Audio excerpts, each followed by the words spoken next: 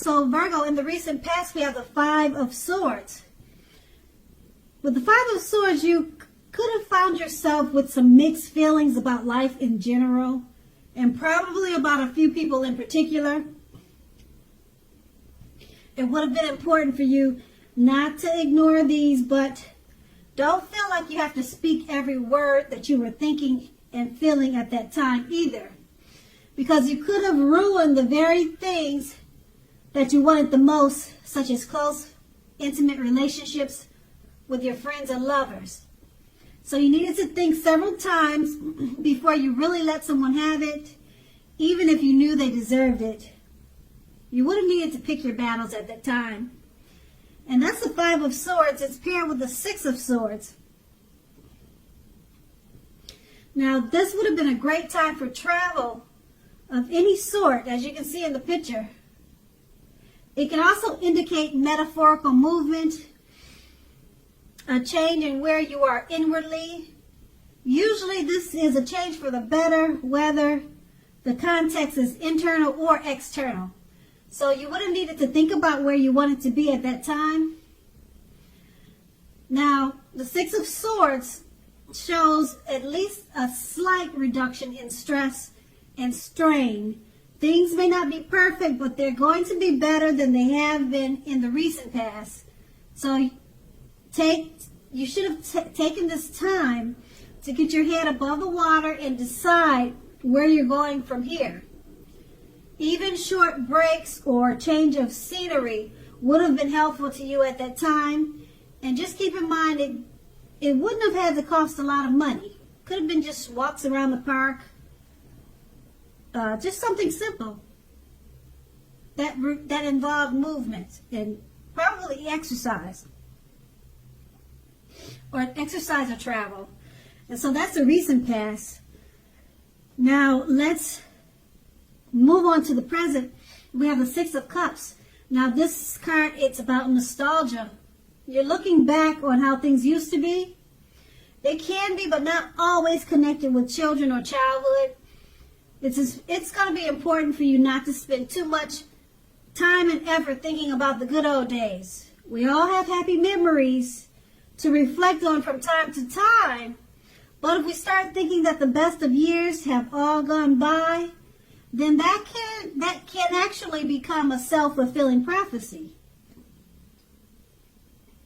That's with the Six of Cups, and it's paired with the Three of Cups. Now, this card is considered to be a card of reunions. But it's not always romantic reunion. Not always, but it can be. Now, it's reunion in the broadest sense. It's like kind of like running back into someone or something that you have been away from for some time, for a long time maybe. It's considered a happy reunion. It's very upbeat. It also can mean celebration, your own or someone that you care about, such as celebrating a new baby, baby showers, wedding, things like that, other happy occasions. Now with these two cards paired together, the Six of Cups, you're looking back on how things used to be, the good old days. So just don't dwell in it and think that the best of all the years have gone by. Because like I said, that can become a self-fulfilling prophecy, and it's paired with the Three of Cups. It's about reunions. So you must have had a reunion. It looks like you're going to have a reunion, or you probably just had a reunion. And it was so nice that you're thinking, wow, if I could just go back. It looks like you had a great time with this reunion, or you're about to have a reunion. It could be romantic. It could be. Wouldn't that be nice, right? Or it could be another type of reunion. It could be celebrating maybe a high school reunion, or like I said, it could be a baby shower, something like that. But it looks like you had a really great time, or you're going to have a really great time with this reunion. And you're going to cherish it.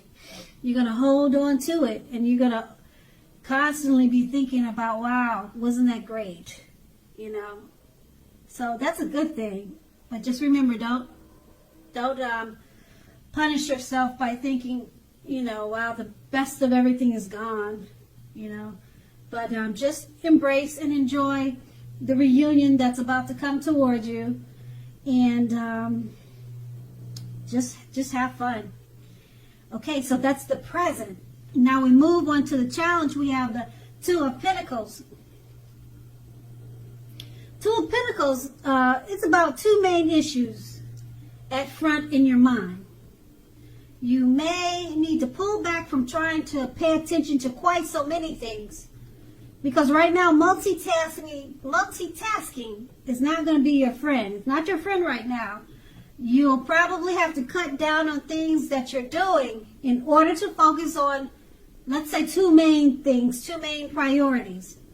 Your financial situation, it probably needs to be more balanced. The Pentacles are that's money. And you see how he's trying to balance those two Pentacles? So it's, you see in the picture, he's trying to balance them out like he's juggling, and he's got to level it out. So your financial situation, I'm showing that it may need to be more balanced. Be sure that you're paying more attention to that. Okay, so that's the Two of Pentacles. It's paired with the Page of Pentacles. Now, the Page of Pentacles is about boredom. You could be tempted to say or do things to shake things and people up just for a little excitement. You want to rethink that impulse at this time. Find a better use of your energy. Just know that excitement can be created. Now, the Page of Pentacles is it's an excellent energy to support you when you have tedious work to get accomplished. The Page can give you focus, backbone, and the will to stick to a task that's not necessarily glamorous or fun. So with these two cards paired together, the Two of Pentacles, you need to balance your finances. Balance your finance, balance your dividends, balance your money. Multitasking is not your friend now. So cut down on that and then focus more on probably your finances. That's what this card is pretty much about, like I said. And then because it's paired with the Page of Pentacles, okay, are you trying to shake things up for some fun and excitement? Or are you thinking about it? Because that's what the Page of Pentacles is showing. Whereas you should be more focused on your finances. So you want to use that energy. You're going to have a lot of energy with the Page of Pentacles. And it's saying that you need to rethink the impulse to find a better use of your energy. Even if you're not thinking of shaking things up to help you with your boredom and give you a little excitement. If you're not thinking about that, you just need to focus this energy. You're going to have a lot of energy, and it's going to be a great energy to get tedious work done that you've been probably putting off. It's a great energy to use for that, and it gives you backbone and will to stick to tasks that's not fun, that you've been putting off. So use that energy that you're going to have with the Page of Pentacles and forget about shaking things up and focus on the finances with the Two of Pentacles and focus on getting tedious work accomplished. And that's going to be the challenge. Now we move on to the outcome. We have the Knight of Pentacles.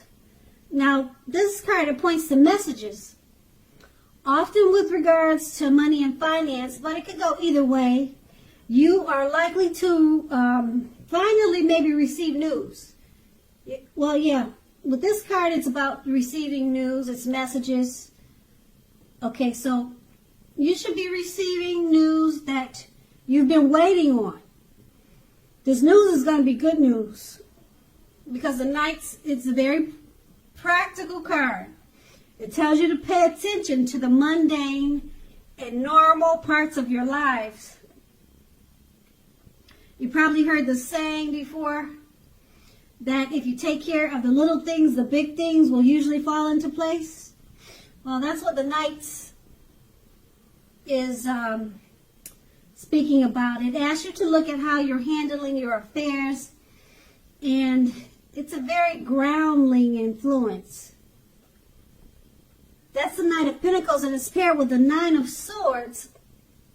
With the Nine of Swords, you will need to guard against feelings of anxiety. If you're feeling anxious, take a good look at whether or not any of this is under your own power or control. Try to lessen it.